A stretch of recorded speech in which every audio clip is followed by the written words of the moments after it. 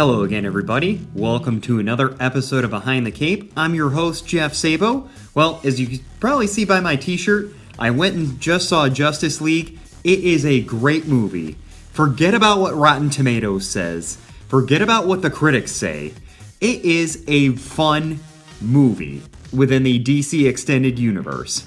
Now, as a lot of you may have seen earlier this week, there was a lot of buzz that Rotten Tomatoes really didn't give it a very good rating, but kind of keep in mind, IMDb.com, the Internet Movie Database, rated it pretty well all throughout the week.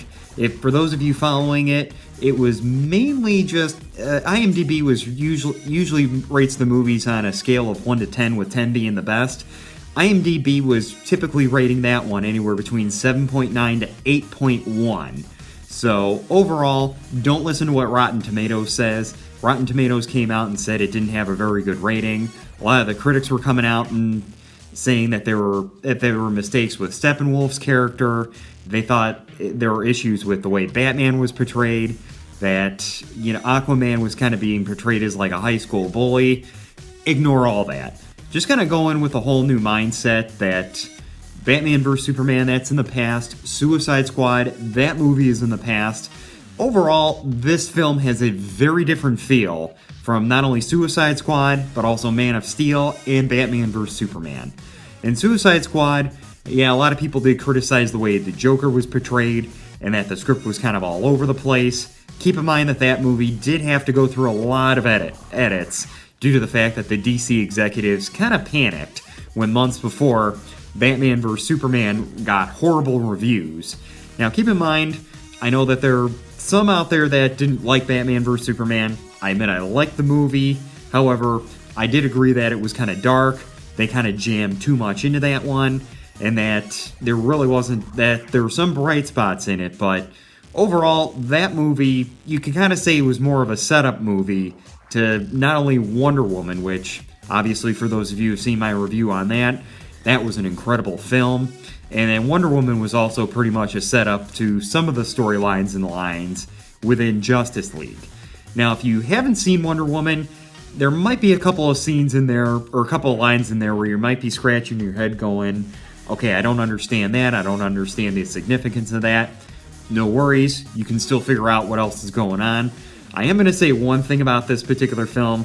Pay attention to the beginning. It does move a little bit quicker than Man of Steel and Batman vs. Superman did. They cut to the chase more. Now, granted, I thought maybe they could have explained a little bit about Aquaman's past a little bit better, and I also thought they could have maybe done, explored Cyborg's past a little bit better. However, you really do like both of those characters towards the end of the film, and then you really do, and very similar to Wonder Woman. For what could be a very complicated storyline, and then keep in mind, Man of Steel, that was a pretty complicated storyline. Batman vs. Superman, that was pretty complicated. This one, it's complicated in a sense, however, if you pay attention in the beginning, it should be easier to follow as the movie goes on. And very similar to what they did in Wonder Woman, they did kind of cut to the chase. They explained it in just a couple of dialogue scenes. It wasn't like one of those where you're sitting there an hour into the movie going, where is this going? So overall, I would say pay attention a little bit in the beginning.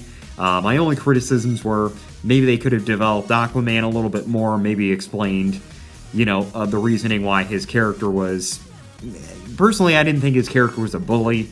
I just thought it was just kind of like a no baloney type of personality. Maybe explain that a little bit better. There is some dialogue between him and Mera, and keep in mind, Mera's not in the film for very long. That kind of explains a little bit of it, but I thought they could have expounded on it a little bit more. Now, also keep in mind that this was pretty much a collaboration between Zack Snyder and Joss Whedon. For those of you who know, Snyder ended up stepping down due to a family tragedy. So a lot of the film... so a lot of the film was shot under his direction. However, Warner Brothers did bring in Joss Whedon to do a bunch of reshoots and kind of redo parts of it. You could probably guess which parts Zack Snyder had to do with and which parts Joss Whedon had to do with. There's a lot more humor in it. Ezra Warren as the Flash pretty much serves as the comic relief, and for those of you who watch the TV show The Flash with Grant Gustin as the Flash, personally, I like the way Gustin portrays the Flash. However, the way Gustin portrays it is more serious. The character appears as being more serious than how you see Ezra Miller portray this particular, character. Where Miller in this one, very lighthearted. I almost kind of felt like I was watching Quicksilver at certain times from the X-Men movies. Okay, I know I'm jumping back and forth between Marvel and DC, but bear with me.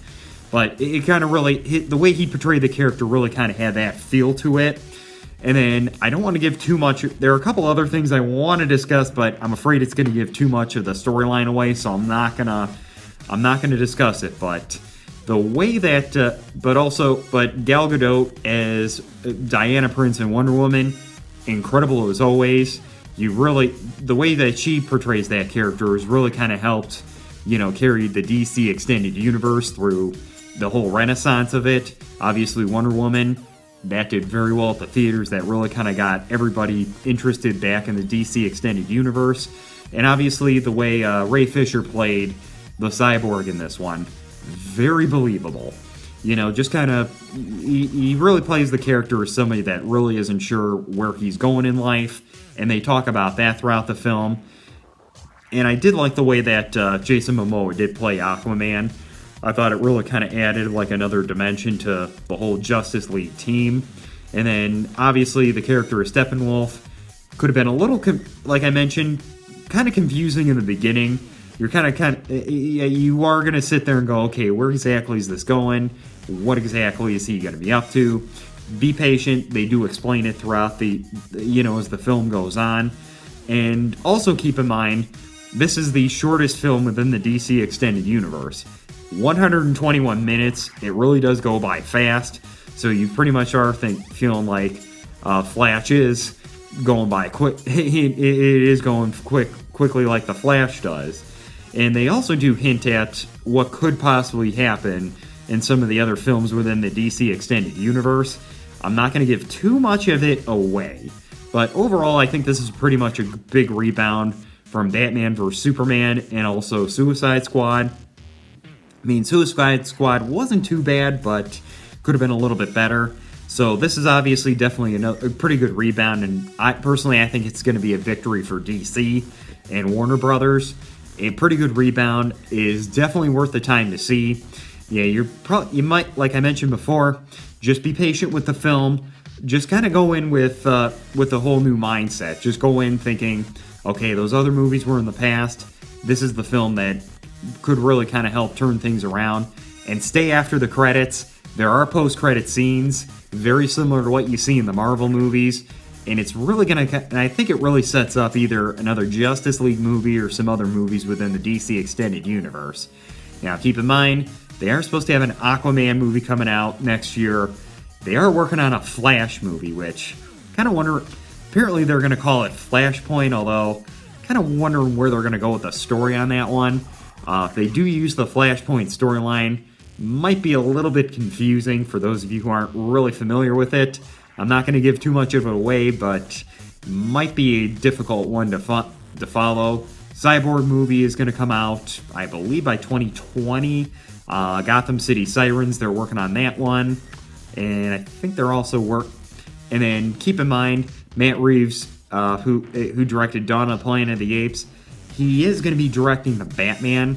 Now, what's going to happen in that particular film still yet to be seen because they're no longer using Ben Affleck's script. So supposedly that script is getting rewritten and it could go a whole different direction. But overall, I think there's going to be some more positive things going on for the DC Extended Universe. All right, that is going to be it for this episode of Behind the Cape. My recommendation, go see Justice League. It is well worth it. I don't think you're going to be disappointed, and it is going to be definitely worth the time and the money. I'm Jeff Sabo, and thanks for watching.